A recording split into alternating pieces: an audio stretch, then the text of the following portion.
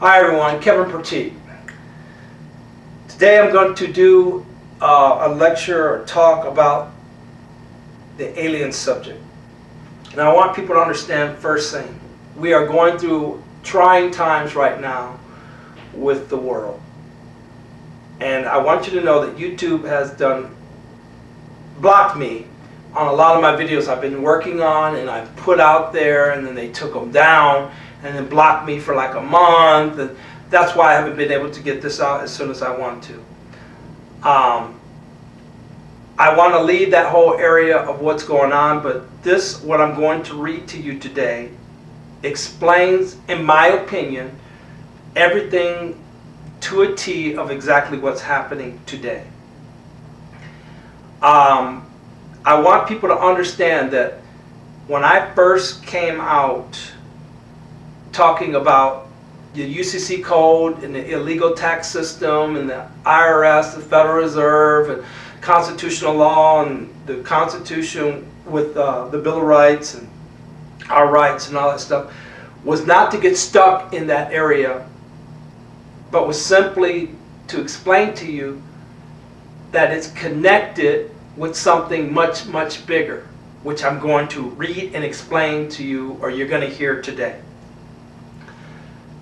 That's where I want to be, is the alien subject, and that's what I'm going to focus on from now on. I'm officially not going to be posting about government stuff anymore and COVID that much. In very rare cases or something, or if someone buys my kit, I can talk to them about it. But it's time to move on, because this is where my heart and this is what I believe I am here to talk about. Next thing to let you know is that this is going to be done in two parts. I only have so much time on this, video, to speak, and then I have to cut it into two parts, unfortunately. So please stay tuned to part two after part one is concluded.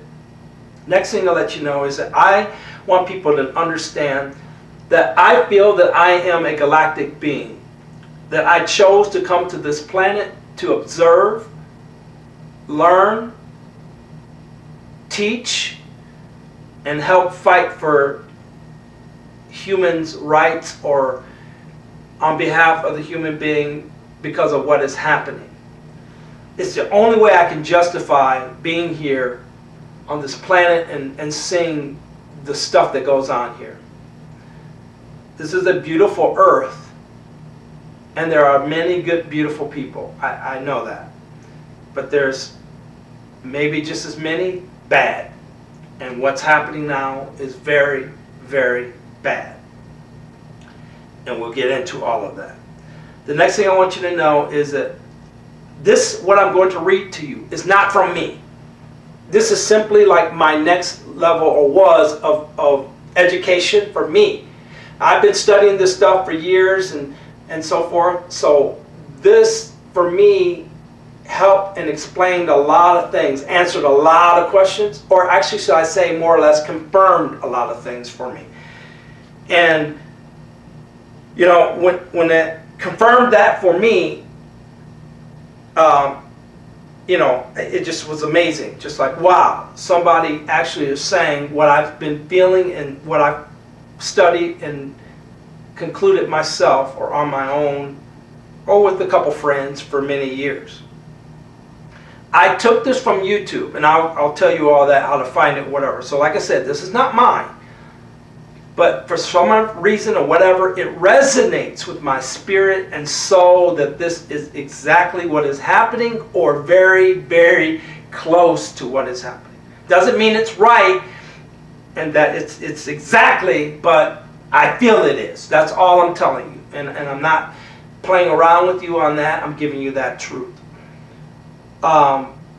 This is not for the beginner. If you are a beginner trying to learn about aliens and stuff, this is not where you start. Please, please turn off the video, because it's just too advanced. You gotta have the beginning stories, or understanding of what has transpired on this planet, and understanding if you're the first time or second time person, this is just a higher end level stuff designed for people who already know about this stuff. And there's people out there, I'm sure, who are way ahead of me. and they can teach me some things, but I've been able to put together a lot of pieces. Now, also, as anything, as many questions that were answered, there are still more new questions that come up and pop up. Of course, that does happen. But hell, this was a good start, let me tell you. So please, the beginner, you can go and look at some of the beginning stuff on aliens, or beginner's guide to aliens, or whatever, to help you, because like I said, for most people, if you're just listening to this the first time, it may be too much. And I'm going to be honest with you, when I first learned and got into all of this, I broke down and cried like a baby. And I looked myself in the mirror and I had to say to myself, Kevin, you have been lied to your whole life. Whether it was unintentionally or intentionally, that's another debate. But I'm just telling you, things have been hidden and lies have been told like beyond belief, and he will explain that to you in this. So just keep that in mind. I just want people to understand this is not necessarily my writings, but I agree with it 100%, or something very close to it. And there are other questions and factions that break off, like, well, these, we'll get into all that, I guess. Save that. So understand that, like I said, I think I said, if not, that I copied this from listening on video here when I found this on YouTube, and I wrote it physically, and then I typed it out. There were some words that he was saying that I wasn't able to hear fully, and I had to add my own,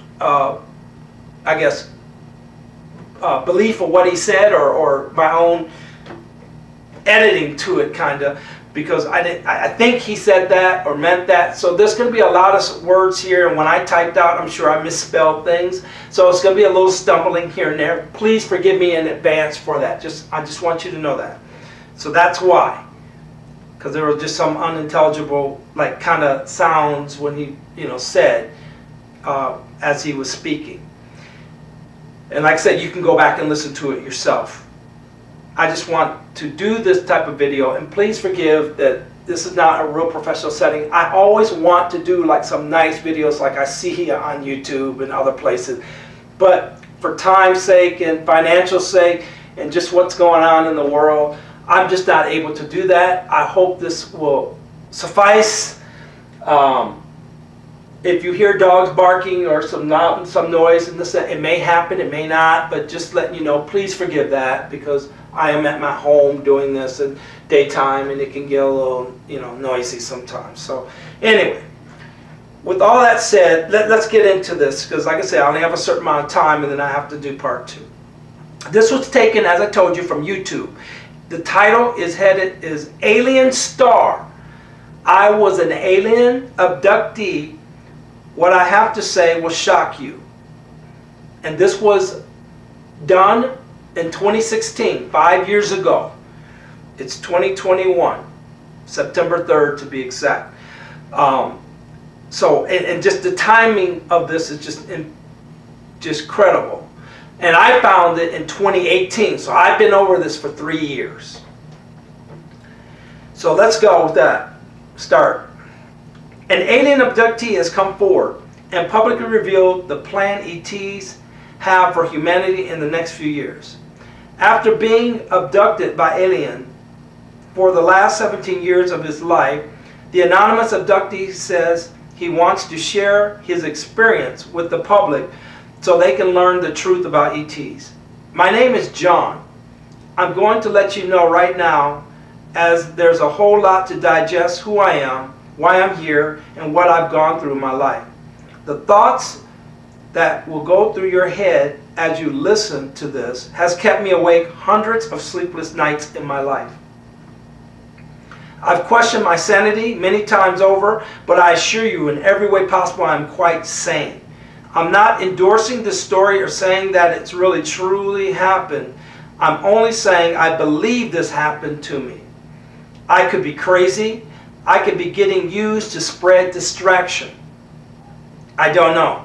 I'm just going with what's gone on in my head over 40 years and saying it like it is. Just keep in mind, if I was telling this for any other reason than a true love for this planet, I would be telling it to a Hollywood agent or a book publisher and charging you money to read it. I'm not. We all have our reasons for being drawn to the esoteric. Mine was UFOs, not my interest in them, but their interest in me. It started when I was only 4 years old, and it's gone on ever since. My first experience was a face-to-face meeting with a strange little being. We communicated by telepathy, and that connection remains today. It's a one-way communication. I've asked a million questions but never really got an answer to any of them. Well, except for one, I suppose. I guess she must be able to hear me. The one question I asked the most was answered. It just wasn't the answer I wanted. Naturally, I wanted to know what was going on. I always heard the same response: when it's time, you will know. I've gone years with no interaction, but she always comes back. Yes, the being was female and quite motherly in her communication with me. She tells me things about myself and about them, and about this planet and its history. It seems that I've been at this for quite some time, too. I'm a very old soul. She recently told me a bunch of things that, in all honesty, I already knew, sort of. I know one thing for sure, amongst other things. I'm a warrior through and through. That I didn't need to be told, but just how much a warrior, I had no idea. Unfortunately, having the heart of a lion only gets you so far. And for me, it's never been far enough. That's why I've learned to fight with my mind this time. Even though I spent a lot of my life in the subculture of violence, this time around, I see now I had to be there to unlearn the ways I've always handled my confrontations. In this life, too, but more so in my past lives, I really am tired of all this. It's been long enough. Too many people have died thinking we could beat them, the elite force controlling the world, in a physical confrontation. They didn't start actually abducting me until I was 31 years old. And I prefer to think of myself as taken, not abducted. For the last 17 years, it's been an on and off again thing. I had just gone 5 years without any contact or communication incidents. But in August of 2016, like 4 months ago, things got very serious very fast. Life was as normal as I think it's ever been for me. I was right where I wanted to be and comfortable with everything. My life was becoming. Mine has been life of constant rebuilding and change. I went to bed one Saturday night just like any other night, but Sunday morning was nothing like any Sunday I had been through before. I woke up and realized immediately what happened. I was freezing and soaking wet, and I felt like I was in a dream. Have you ever been under anesthetic? Same feeling when waking up. It's like coming back from, I don't know where, but it's the tell sign. But this time there was more. I had a head full of ideals and an absolute need to search out and connect to people just like all of you. And she was back like never before, and she had a lot to say in the last 3 months. Wow.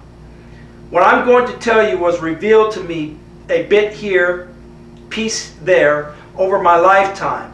It really never made much sense to me though until now. Now I have the whole truth, and I do apologize to the people I've been difficult with, but you can't imagine the pressure I'm under with this. Amen to that, because I hear that, man. Oof. I feel them on that, because I've been through that too. It's really, really hard to listen to theories I know are incomplete or distraction while having no ability to present what I know until right now. I was told not to tell anyone.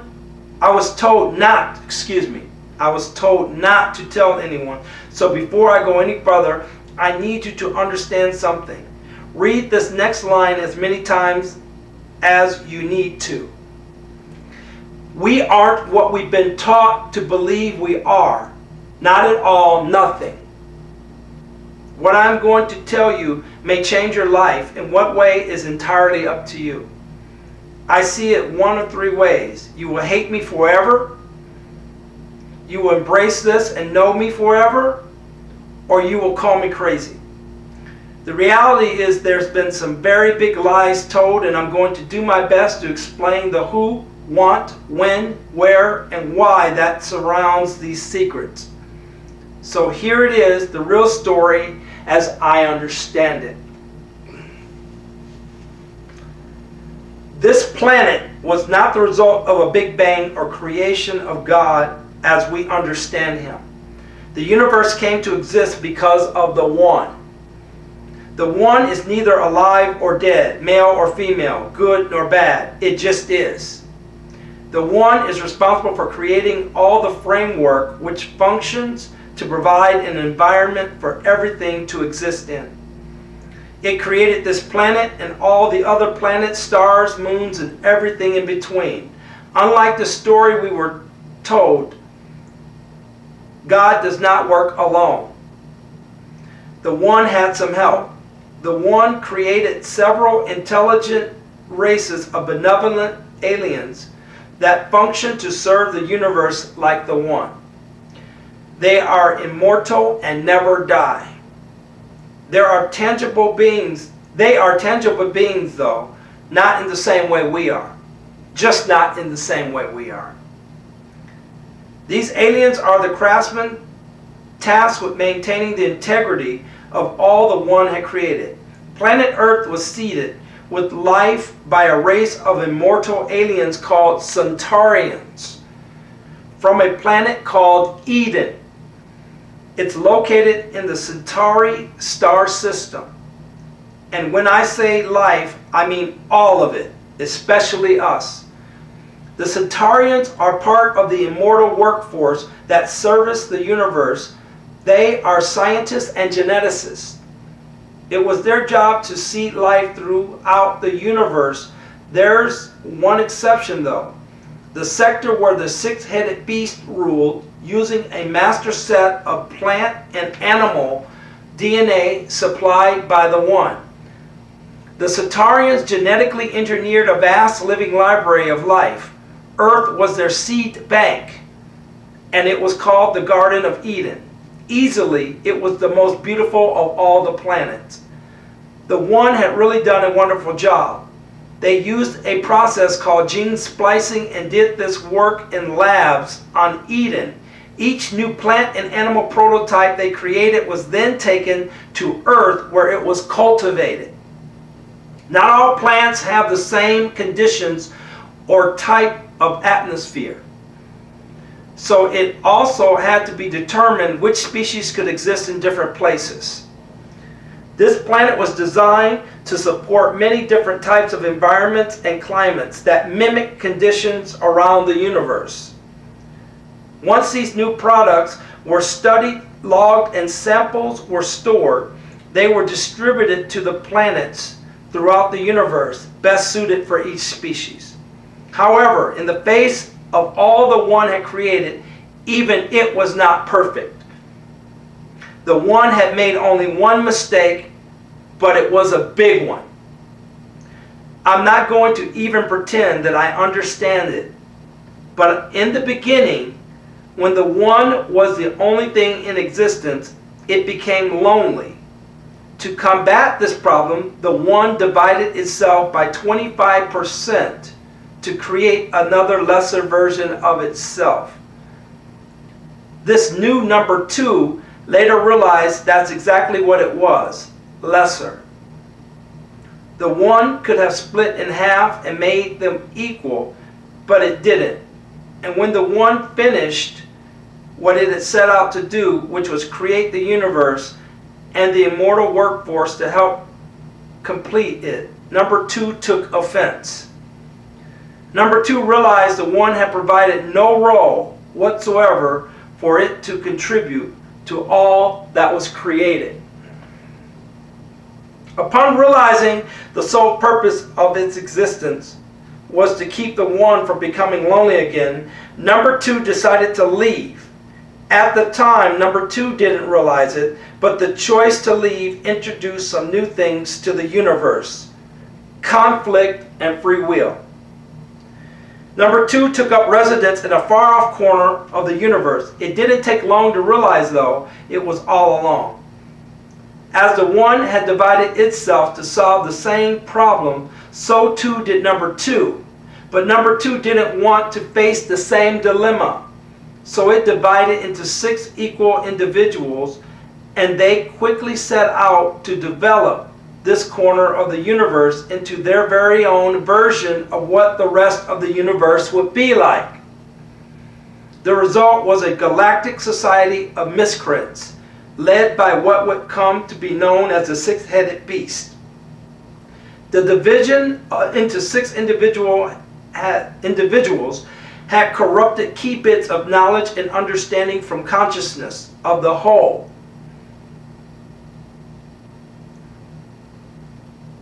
This lost knowledge was the reason all the creatures that were created to reside on this planet in this sector had no soul. Some of these creatures were worse than others, but none of them could actually be considered good. They are flesh and blood creatures who only live for a certain length of time and die one day. We were created the way we were with a soul for a reason. The Centaurians wanted to create an intelligent worker who would live on Earth and be responsible for maintaining the integrity of the Garden of Eden. Tending to this garden would be an extremely delicate and sometimes dangerous program. They needed leverage to ensure compliance to the job. Also, since free will and conflict had come into existence with number 2 left, it was decided. Let me go back. Conflict had come into existence when number 2 left. It was decided that from this point forward, immortality would have to be earned.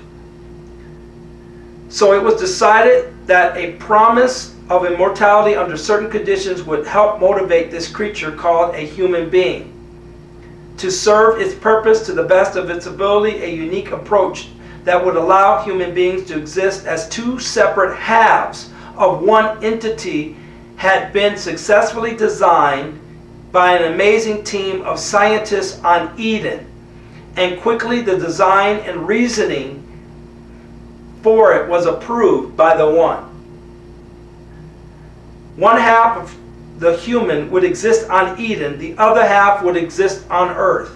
The 2 individual halves of the human being are connected by something called a soul.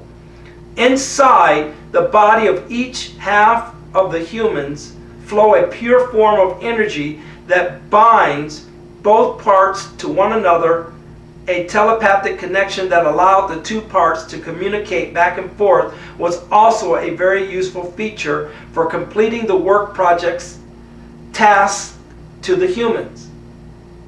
The half which existed on Eden would work in the lab as a genetic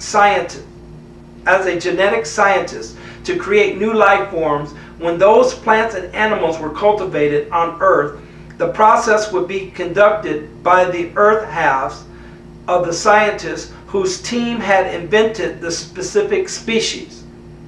This way, the scientists and the botanists and the biologists could share information to ensure how well cared for and properly designed product was the end result of their efforts.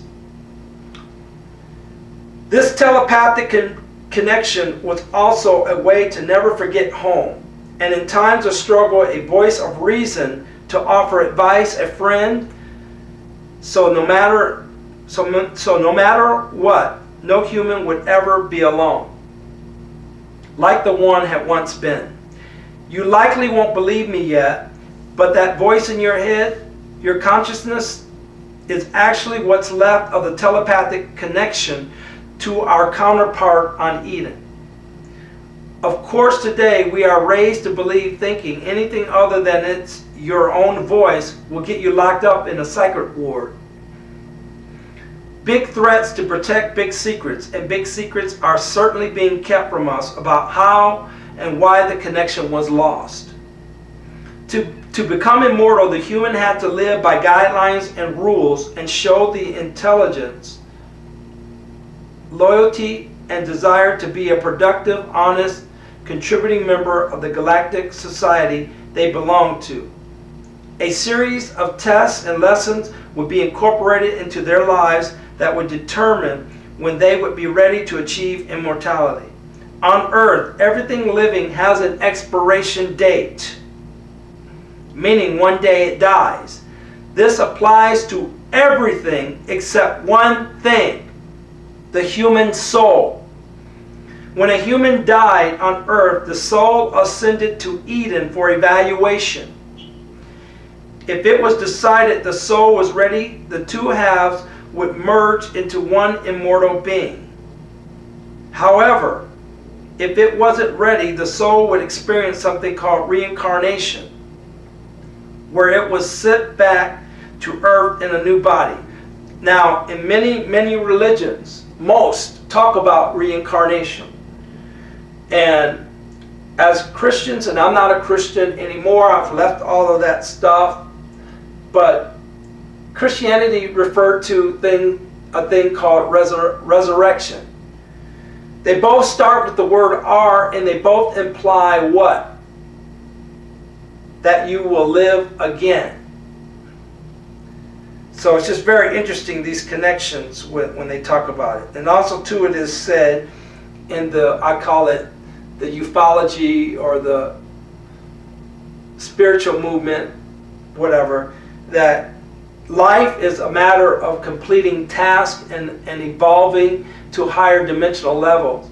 And if you fail, you come back here again until you learn the lesson, and this is what this supports here. The human would then encounter a more difficult path designed to address the issues that kept it from achieving immortality.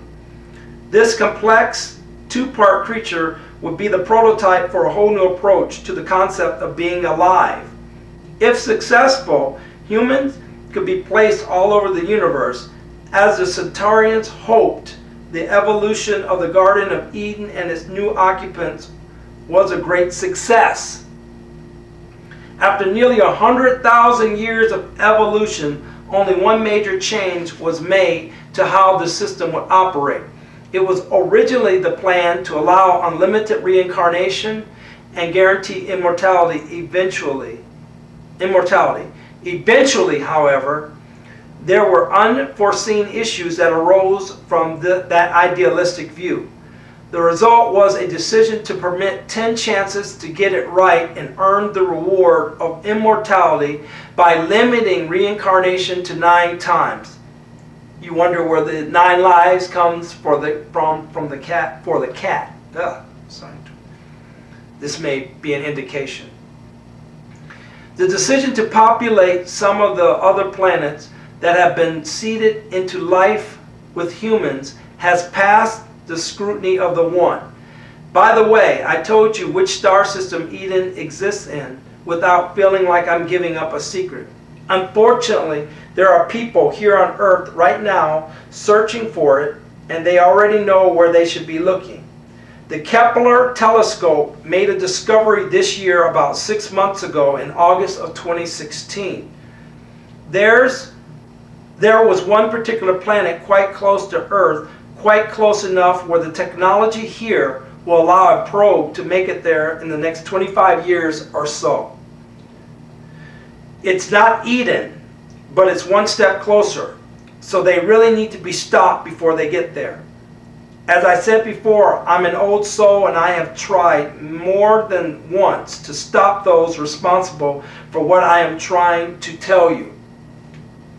During several of my past lives, obviously, I've never been on the successful side of any of the battles that have taken place in an attempt to gain control of our own destiny. I'm sure you've realized something must have gone terribly wrong someplace along the line. Earth is quite obviously not being used by the Centaurians as a living library anymore. It's being exploited, polluted, and soon enough will be destroyed. If you don't know, there are several tyrannical groups of very rich, very powerful businessmen, political leaders, and church officials with questionable ties to each other. They belong to groups such as the Illuminati, the Roman Catholic Church, the British monarch, and the Freemasons, to name a few. I've been telling you all this for many, many years. It's widely accepted that these billionaire boys clubs are up and not on the up, and exist to serve ulterior motives. They have created, implemented, and enforced a system of corruption, greed, control, and hostilities for thousands of years. The root of these shady organizations have been traced back to the times of Jesus. The last attempt to confront these corrupt, power-hungry tyrants was in the early 1300s. A very wealthy group called the Knights Templar that was aligned with the Roman Catholic Church had found out some extremely sensitive information about Jesus and the Bible. Having expressed concerns to a trusted government official about the church withholding the secret knowledge, the Knights Templar were betrayed and for the most part disbanded and killed brutally for going against the Pope.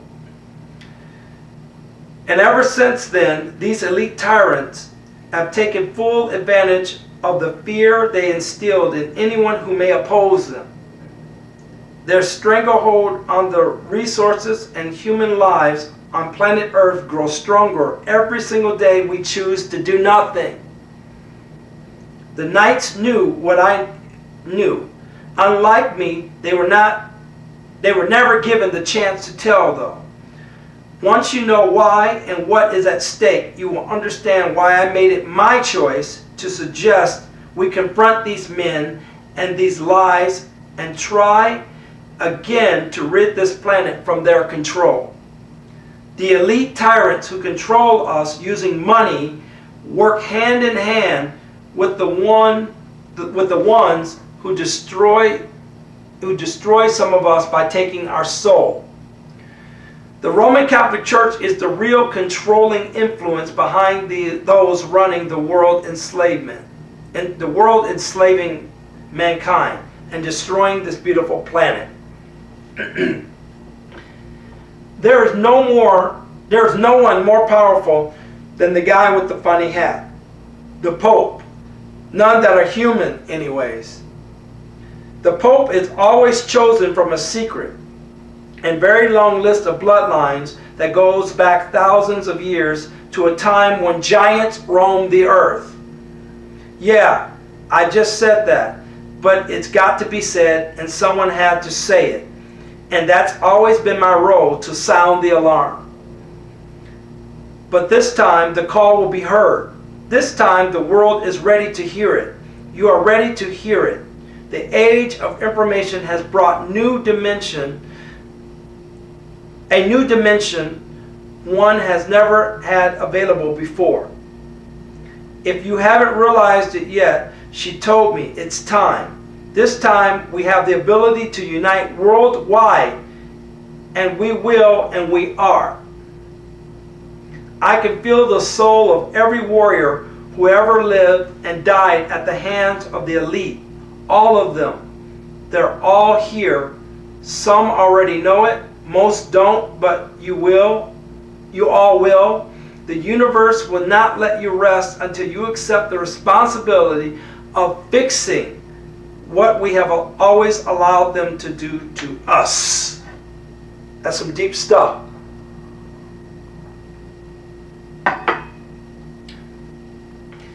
The elite aren't exactly like us, in case you haven't noticed. There is an empty void in all of them.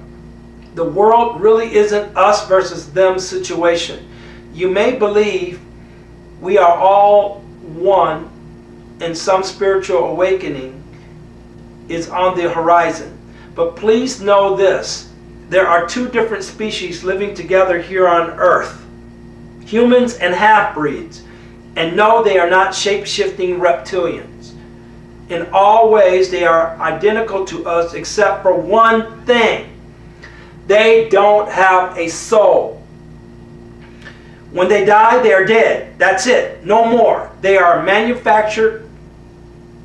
These soulless shells I am talking about are the elite. And they know what they are. Predators. Nasty, sick, twisted predators. There is another group of people who also suffer an impairment of their soul, but they have no idea anything is even wrong with them. At least they have a soul, even if it has been shut right off. As long as it is there, all hope is not lost. And I believe I've run into a lot of those people. It's imperative, if we want to experience any kind of freedom again, we begin working together. All men, all for one cause, one world, united. United, we can move forward into a new age of enlightenment. United, we can be free from all the pain that's been our lives here on planet Earth. It will not be easy, but nothing good ever is. Just be certain if we continue to fall for the tactics that keep us divided, once again, we will fall short. Divide and conquer will defeat us like it has before in past lives. And I always tell you all that. They divide and conquer us. The elite have slowly divided the entire world into divisions so small they feel confident that it's just not possible for us to lay aside our differences or seek a new perspective on our behalf. I'm hoping that deep down inside, though, you feel it. You've always felt it. You probably did not understand the feeling was your other half calling out to you and your home Eden. In all ways possible, they both need you now, more than ever. For some of us, the connection to our other half is starting to be established once more. I will explain why later. It's the ones caught deep in this web of lies I worry about, though. The ones with the soul affliction. Things on Eden have taken a very long time to fully recover from the Anunnaki invasion. The reason is the soul affliction that has taken hold here on earth lately. And let me say this. My mentor, my teacher, my Morpheus from the Matrix was a man named Bill Cooper. And at the end of most of his lectures or seminars, he always ended with this quote. A nation or world of people who do not use their intelligence are no better than animals who do not have intelligence, thus are beasts of burden and stakes upon the table by choice and consent. And unfortunately, we prove that right so much, and we need to stop. Soul affliction that has taken hold here on earth lately has nearly crippled the population on Eden. The half of the humans that's born and exists on Eden that's attached to the people on earth, commonly referred to as sheeple. People who can't see anything at all wrong how the world operates, are basically handicapped. They don't contribute to the workforce. In fact, they take away from it as they require constant care and supervision. Exactly. Despite all that has changed since humans came into existence, the soul still continues to develop properly and in unison with its counterpart on Eden. The change is to the minds of the humans on earth, however, somehow caused an autism like an affliction of the mind running rampant on Eden. So I'm here on a mission. I'm here to wake you up to what used to be, to what you are, and what you need to be. If we ever want to free ourselves from this nightmare we've all been tricked into living, I guess trick isn't the best choice of words either. They didn't trick us. They genetically modified us is what they did. And what I'm about to tell you now is where things intense. And I'm sure he meant to say where things get intense. What you think you know about the history of Earth and its many different inhabitants all are lies. And it's the job of the church to protect those lies, and the reward from protecting those lies goes to the enforcers of the lie, the Illuminati, the Freemasons, the elite. Their reward is your life of servitude, and every man, woman, and child belongs to them whether you admit it or not. Because the elite know they are soulless shells of what we are, they hate us. Once I explain what they are lying about and how far they have gone to protect that lie, you will understand just how much hate for us they hold.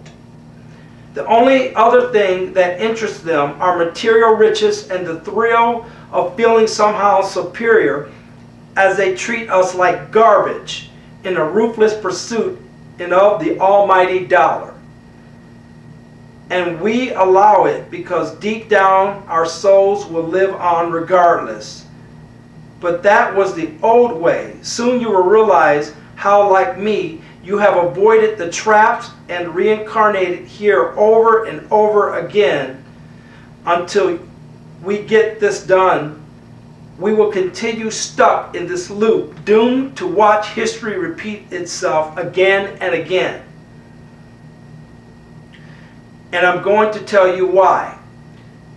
There was an invasion on Eden, and they lost the Centaurians. And they lost. The Centaurians are peaceful scientists, not warriors. The Anunnaki race of soulless creatures from the far corner of the universe, developed by the six-headed beast, had come seeking knowledge. They required technology to save the planet they came from, Nibiru. But Eden refused to help them. They were not in the business of cooperating with any of the soulless abominations created by the six-headed beast. And the Anunnaki replied in force.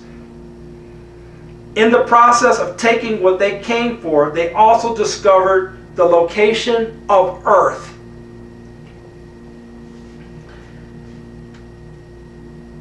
They left Eden in near ruins and made off with some very sensitive, essential information about all life and about planet Earth in particular. The Anunnaki first arrived on planet Earth during a cleansing period. Once all of the different species were properly sampled and classified, were circumstances required, it is the scientists in charge would initiate a cleansing,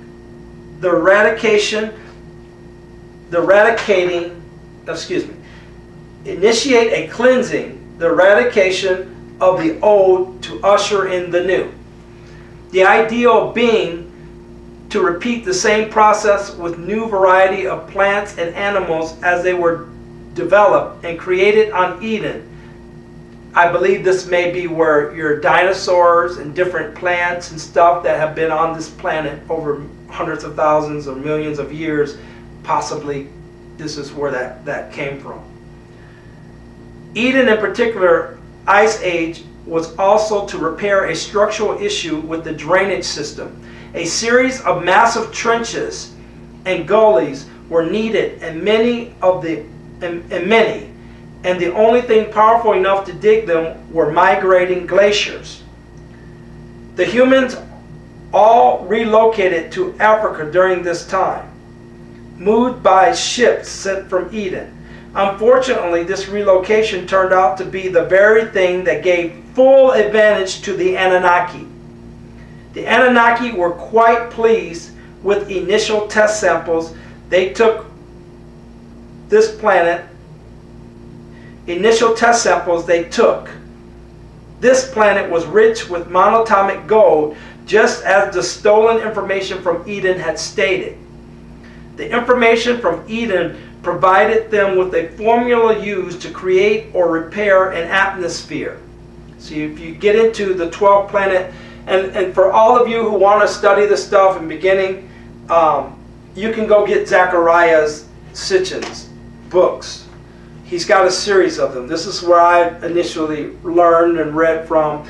12 Planet, Genesis Revisited, The Lost Realms, Divine Encounters, The Wars of Gods and Men, so on and so forth. Now, understand Zacharias Sitchin's not the only person to interpret and do that. He's just, in my opinion, the most famous and easily accessed person, okay? But he talks about all of that in his books. So that's what I'm saying. If you want to go to the beginning and you want to start off, that's where you need to go. So, monatomic gold is the key ingredient, and they needed a lot. The next thing the Anunnaki did was set in motion a chain of events which accelerated the melting process. There was a large area where life was thriving here. The Anunnaki found a creature they hoped could be used as workers for the massive job of mining the earth. They had discovered humans. So the Anunnaki claimed that they created us, but that was the lie. They had nothing to do with our creation. They didn't know anything about us until they confronted and raided Eden, the planet Eden, and the Centaurians. However, these creatures were quite different than anything the Anunnaki had ever encountered. They seemed intelligent enough, but were impossible to deal with. Nothing, not fear, not pain, not even watching their friends die, would sway them to what the Anunnaki wanted them to do. It was almost like these humans had one purpose and couldn't do anything else, even if they wanted. But it was for love. But it was love for their home and an outright refusal to damage, destroy, alter, or manipulate the earth at the Anunnaki's request that kept them from conforming. The Anunnaki the Anunnaki even tried unsuccessfully, claiming that they were the ones who created the humans. However, at that time, the Anunnaki were unaware of the connection the humans had to their other half back on Eden. The humans knew who exactly had arrived. Very interesting piece right there. The Anunnaki were in fact very intelligent creatures. However, a series of genetic manipulations performed on the male humans would solve the problem, or so it was believed. One by one, the male humans were captured and injected with a DNA upgrade that would eventually change the fate of the inhabitants of the Garden of Eden. It would just be a matter of time, the Anunnaki, having completed the genetic tampering, prepared to leave. They needed to give the melting process of the ice-covered planet to do its thing. A small team was assembled and would remain on Earth to manage and maintain the breeding process of the humans. The task was put in the hands of a top scientist named Enki. Enki was a powerful member of the upper echelon of Anunnaki hierarchy. He was very interested in studying the process in the rate of change in these creatures. The Anunnaki had an amazing gift bestowed by the six-headed beast which created them. They had the power to shapeshift or transform into whatever they needed to be. So they took on human form.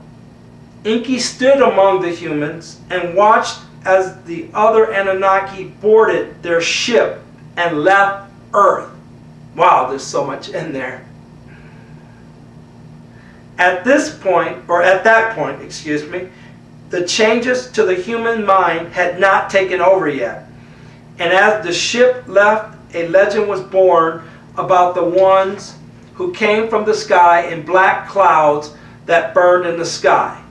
And see, this is what I've been telling you all. throughout every country on earth, whether it be the continent of Africa, America, North America, South America, Australia, China, Japan, India, on and on. All countries tell of beings, ships coming down, landing, beings coming out, talking to them, or doing whatever, and going back, and every one of them, even stuff that's been destroyed or found or lost, not say destroyed, but a lot of stuff has been destroyed. The Mahabharata, they all talk about it. So it just, like I said, over the years, this all confirms what I'm talking about. It came from the sky and black clouds burned. And in telling this legend, the first of the changes began to materialize in the hearts and minds the recently injected men as fear crept in and filled them with a brand new perspective on life. This new emotion clashed heavily with the very limited emotional database humans had been living with up to this point. It only took a few generations of reproduction for Enki to realize something had gone wrong though. By this time, or by this stage, there should have been significant changes in the way this creature's mind worked. But the change was minimal at best. These creatures were learning to simply adapt, and somehow they retained the sense of self-worth they had always enjoyed. Frustrated, Enki began a series on his modified humans. What he discovered shocked and amazed him in ways he could not understand.